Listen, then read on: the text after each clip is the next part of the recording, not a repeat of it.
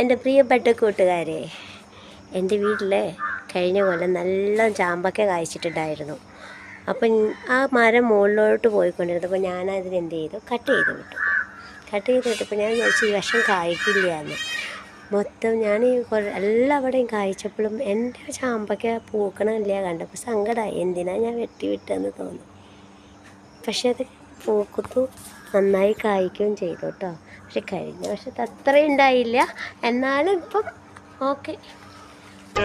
நாதங்களும் வேண்டி வந்தது கூட பாதங்களை பார்த்ததுமே பார்வலிய மேல வேதனைகளை மாத்திடும் அவ விரிஞ்ச செண்பகச்சோல பூத்ததையா பூவு அது கையழகு தூக்குதையா வாசம் அது மெய்யழகு.